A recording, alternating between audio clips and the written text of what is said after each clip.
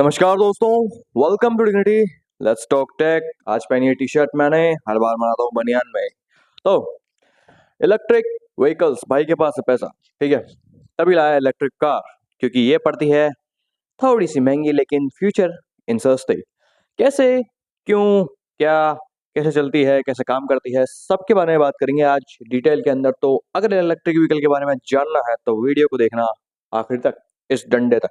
Phone का जो कोना है ना, उस तक डंडा ना पहुंच जाए तब तक, ठीक है।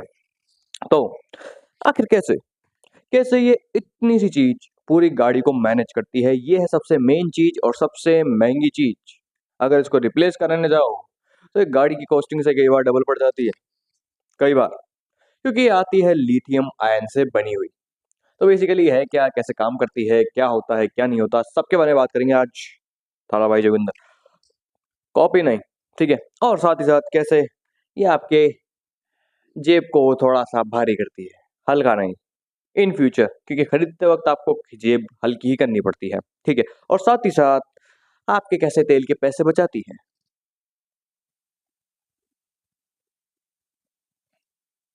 और साथ ही साथ आपकी गाड़ी में कैसे देती है स्पेस, सॉरी, स्पेस।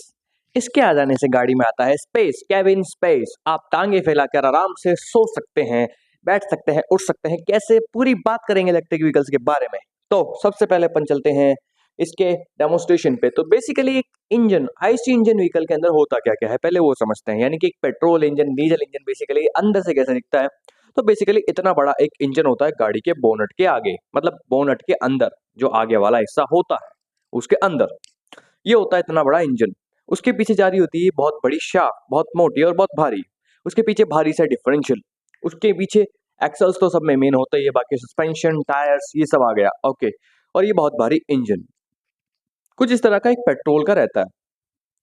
अब आपने देख लिया एक आईसी इंजन का, अब मैं बताता हूँ एक इलेक्ट्रिकल का कैसा रहता है। इलेक्ट्रिकल का बेसिकली रहता है कुछ ऐसा, प्लेन और चपटा, बिल्कुल प्लेन पराठा और कुछ भी नहीं। वो था बहुत बड़ा पहाड़ और ये है बिल्कुल प्लेन चपटा। तभी तो देखा होगा कि जो इलेक्ट्रिक कार्स आती है उनके अंदर कैबिन स्पेस ज्यादा रहता है। कैसे, इस वजह से, क्योंकि उनकी बैटरी बिल्कुल बिल्कुल सेंटर में लंबी सी होती है, छोटे छोटे सेल्स से बनी हुई। उसके आजू बाजू मोटर्स होती हैं जो छोटे पैकेट में बड़ा धमाका करती है। अब ये छोटे पैकेट में बड़ा धमाका कैसे करती है जानते हैं इस वीडियो में। तो सबसे पहले बाय वन पार्ट्स के ऊपर चलेंगे। तो मेन चीज जो अपनी आती है वो आती है बैटरी। चलते हैं सीधा बैटरी पे। बेसिकली बैटरी ऐसे छोटे छोटे लिथियम आयन सेल से बनी होती है। लिथियम आयन बैटरी बेसिकली क्यों यूज किया जाता है लेड एसिड बैटरी की जगह, क्योंकि नॉर्मल जो पेट्रोल डीजल कार्स होती है उसके अंदर बैटरी की जगह लेड एसिड बैटरी यूज करी जाती है।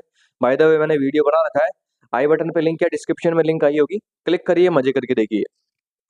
और लिथियम आयन बैटरी बेसिकली क्या है कि उसकी लाइफ लाइन लंबी होती है, रिचार्जेबल होती है, क्योंकि कई बार रिचार्ज करने पर भी, बहुत बार, मतलब रिचार्ज मतलब कि बार-बार चार्ज करना। इसकी बैटरी की कैपेसिटी बढ़िया है, लाइफ टाइम बढ़िया है, साथ ही साथ इसको बार-बार अगर रीयूज़ करें रिचार्ज करके तो ये लंबे समय तक चल सकती है as on comparison to lead acid और अदर बैटरी। इसलिए इसे ज़्यादातर इलेक्ट्रिक कार्स और हाइब्रिड कार्स के अंदर यूज़ किया जाता है। तो ये बेसिकली एक पाउडर से बनती है लिथियम नाम से। तो आपने सुना भी होगा हीलियम, लिथियम, ये सब, तो वो लिथियम वही है, ये लिथियम वही है जो साइंस की टेबल में आता है, ओके। तो ऐसे ऐसे छोटे छोटे सेल से एक पूरा सब सेल बना होता है। और ऐसे तकरीबन देखे जाए तो अपने 1 2 3 4 5 6 7 8 9 10, 10 और किसी में 7, ऐसे करके सब सेल्स लगे होते हैं ऐसे सेट। उन सब सेल्स को आपस में जोड़कर एक पूरा यूनिट बनाई जाती है जो दोनों को पावर देती है, आगे वाली मोटर को, पीछे वाली मोटर को। बेसिकली इलेक्ट्रिक मोटर में एक और फायदा है कि आप अलग अलग टायर्स के अंदर अलग अलग मोटर दे सकते हो, 1 दे दो, 2 दे दो, 4 दे दो, 8 दे दो, कितनी भी दे सकते हो अपनी कैपेसिटी के हिसाब से कि आपकी बैटरी की कैपेसिटी क्या है और आपकी गाड़ी किस यूज के लिए बन रही है, उसके हिसाब से। और चलते हैं आगे।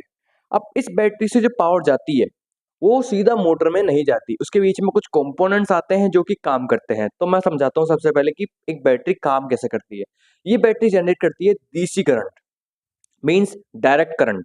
वो करंट जो कि बेसिकली सिंपल एक लाइन में चलता है। अगर आप इलेक्ट्रिक वो आप जो फॉर वेव पैटर्न्स देखे होंगे चार्जेस के, तो डीसी करंट बिल्कुल स्ट्रेट लाइन में चलता है एक ही वेव में, एक ही लाइन में। और अल्टरनेटिव करंट जो एसी करंट होता है वो चलता है 3 फेज के अंदर। ये है single phase current, DC current. अब मोटर का चाहिए होता है जो इस गाड़ी के अंदर लगी होती है वो है 3 फेज मोटर, जिसको चाहिए 3 फेज करंट यानी कि एसी करंट। अब बैटरी जनरेट कर रही है डीसी करंट, उसको चाहिए एसी करंट, तो उसके लिए बीच में लगाया जाता है अपना ये इन्वर्टर। इन्वर्टर बेसिकली क्या काम करता है कि जो डीसी से मतलब बैटरी से जो डीसी पावर मिल रही है उसको कन्वर्ट करता है एसी के अंदर और रेगुलेट करता है, साथ ही साथ रेगुलेट भी करता है कि कितनी पावर चाहिए मोटर को। मोटर को मान लो कि इतने वॉट एसी करंट चाहिए तो उसे इतने ही वॉट एसी करंट देगा, ना कि ज्यादा देगा ना कम देगा, एक्सेलरेशन और ब्रेकिंग के हिसाब से। अब यहाँ से इसने परफॉर्मेंस करके मतलब एक तरीके से मैनेज करके मोटर तक भेज दिया। अब आता है यहाँ पे काम, बेसिकली इसका जो ये इन्वर्टर मोटर कंट्रोल है, साथ ही साथ ये मोटर को भी जो कंट्रोल करता है वो लगा रहता है कई बार यहाँ पर बैटरीज के पास लगा होता है कई बार, और जो ये हाइब्रिड कार का एक है, और जो इलेक्ट्रिक कार्स रहती है उसके अंदर मोटर और बैटरी के बीच में लगा रहता है मॉड्यूल के पास, ईसीयू वगैरह जो लगे होते हैं उनके पास, इलेक्ट्रिक व्हीकल कंट्रोल। तो उसके बाद आती है अपनी मेन मोटर।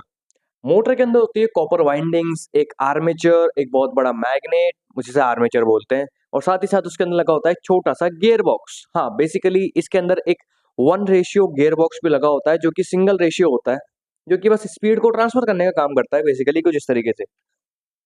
ये अपनी मोटर आ गई, ये आर्मेचर आ गया, ये कॉपर की वाइंडिंग आ गई, ये इसका कवर आ गया, ये पीछे एक डिफरेंशियल आ गया, क्योंकि डिफरेंशियल बेसिकली आपको पता ही है 90 डिग्री में पावर ट्रांसफर करना, different torques and different powers, okay. और उसके साथ single speed ratio gear. Gear mechanism इसलिए लगाता था भाई गाड़ी रिवर्स भी तो जाएगी, और रिवर्स जाने के लिए बेसिकली गियर मैकेनिज्म यूज नहीं होता इसके अंदर, बस करंट फ्लो को उल्टा कर देते हैं तो मोटर उल्टा घूमना शुरू कर देती है बस। 3 फेज करंट है उसको उल्टा ले जाना शुरू कर दिया, मतलब उल्टी डायरेक्शन में भेजना शुरू कर दिया, उल्टा फ्लो, तो मोटर उल्टी घूम जाती है। इसलिए रिवर्स के अंदर इसका ज्यादा बड़ा गियर मैकेनिज्म नहीं है, एक सिंगल स्पीड गियर रेशियो होता है जो कि बस मोटर की पावर को डिफरेंशियल में भेजने का काम करता है, एक बीच में कनेक्शन, बस और कुछ नहीं होता। ये पूरा एक डेमोन्स्ट्रेशन है, इतने से में पूरी मोटर आ जाती है अपनी। ये साइड कवर्स हो गए, वो डिफरेंशियल हो गया, ये अपना सिंगल स्पीड रेशियो गियर हो गया, ये कॉइल कॉपर वायरिंग हो गई, वाइंडिंग हो गई, और ये अपना सामने कंट्रोल यूनिट हो गई, और ये अपना आर्मेचर हो गया। ये होता है। और अगर और वे में जाना चाहो तो ये होता है, यहाँ से मोटर से जुड़ा होता है एक छोटा सा गियर, उससे एक गियर, और ये जुड़ा होता है डिफरेंशियल से, बस इतना सा, और ये कंट्रोल यूनिट। ये होती है इतनी सी। अब क्या है कि इसमें होता है एक और चीज, जब गाड़ी आपकी मान लो स्पीड में है, आपने जरा सा एक्सीलेटर छोड़ दिया, अब गाड़ी तो स्पीड में है लेकिन मोटर ने फ्लो देना कम कर दिया, तो उस टाइम क्या है कि टायर मोटर को घुमा रहे हैं, ना कि मोटर टायर को। स्पीड में थी तब मोटर टायर को घुमा रहे थे, लेकिन अब आपने पेडल हटा लिया कि गाड़ी स्पीड में है, गाड़ी गुड़क रही है, मान लो ढलान में है, तो उस टाइम क्या है कि टायर मोटर को घुमा रहे हैं, तो उस टाइम ये एज एक जनरेटर काम करती है, या फिर कई कंडीशन है जहाँ पे इलेक्ट्रिसिटी की नीड नहीं होती मोटर को, और लेकिन फिर भी गाड़ी रन में है, तब एज एक ये जनरेटर काम करती है, बिजली जनरेट करने का, यानी कि अल्टरनेटर का। ये कॉपर वाइंडिंग है, अंदर एक मैग्नेट है। अब मैग्नेट कॉपर वाइंडिंग में फ्री घूमेगा तो कॉपर वायर्स के अंदर इलेक्ट्रॉन फ्लो बढ़ेगा, एक मैग्नेटिक फील्ड बढ़ेगी जिससे इलेक्ट्रॉन्स का एक फ्लो बढ़ेगा, जिससे इलेक्ट्रॉन्स जनरेट होंगे यानी कि इलेक्ट्रिसिटी। लेकिन अब ये है कि ये जो इलेक्ट्रिसिटी है हम इसे बैटरी चार्ज करने में यूज कर सकते हैं। ये जो बैटरी जनरेट कर रही है, चाहे कितने ही वॉट करो, छोटे ही वॉट करो चाहे ज्यादा वॉट करो, ये एज एक रीजनरेटिव ब्रेकिंग भी बोली जाती है, जिसके मायने पर कि अपन ब्रेक लगाते हैं तब क्या होता है कि अपन मोटर से पावर छोड़ चुके होते हैं और टायर से ब्रेक लग रहे होते हैं, उस टाइम जब टायर घूम के जो मोटर को घुमा रहे होते हैं उससे भी इलेक्ट्रिसिटी थोड़ी बहुत जनरेट होती है। अब ये इलेक्ट्रिसिटी क्या करेगी, बैटरीज को वापस चार्ज कर देगी। हमने मोटर की ही इलेक्ट्रिसिटी को बैटरी को चार्ज करने के लिए ले लिया, तो अब ये कैसे जाएगी, क्योंकि ये तो है एसी, इन्वर्टर का काम है डीसी से एसी करना, वो एसी से डीसी कर नहीं सकता, इसलिए यहाँ पे लगाया जाता है एक डीसी टू डीसी कन्वर्टर, यानी कि एक एसी करंट को डीसी में कन्वर्ट करने का काम करने का, और साथ ही साथ रेगुलेट करने का कि कितनी चाहिए। और जब अपन गाड़ी चार्ज लगाते हैं इलेक्ट्रिक, तब भी ये काम आता है, क्योंकि जो अपन लगाएंगे कई बार तो क्या है कि डीसी करंट मिलता है, लेकिन अपन घर में लगाते हैं तो वो एसी आता है, उसके लिए भी ये रेगुलेटर, ये एज एक कन्वर्टर काम में आता है, डीसी कन्वर्टर, जो कि उस एसी करंट को डीसी में कन्वर्ट करके बैटरीज को चार्ज करता है, एज ऑन साथ में रेगुलेट करते हुए कि किस बैटरी का कितना टेम्परेचर है, उसके हिसाब से उसे चार्ज करूं, क्योंकि बैटरी चार्ज करते हैं तब दोबारा गर्म होती है, यूज करते हैं तो गर्म होती है, इसलिए इसके अंदर कूलिंग सिस्टम भी लगाया जाता है ताकि बैटरीज कूल भी रहे। ये होता है कन्वर्टर का काम। तो बेसिकली एक इस तरह का डेमोन्स्ट्रेशन रहता है। बैटरी पैक से पावर कन्वर्टर में, पावर कन्वर्टर से इलेक्ट्रिक मोटर में, फिर अपना डिफरेंशियल वगैरह आता है, फिर दोबारा यहाँ से यही पावर कन्वर्टर के अंदर इन्वर्टर और अपने कन्वर्टर डीसी टू डीसी और ईसीयू वगैरह सब आ गए। तो ये बेसिक डेमोन्स्ट्रेशन रहता है। और आई होप आपको समझ में आया होगा इलेक्ट्रिक व्हीकल्स के बारे में। ये बेसिक डेमोन्स्ट्रेशन आप किसी भी एग्जाम में किसी भी फील्ड में चल जाओ आपको सेम ही मिलेगा।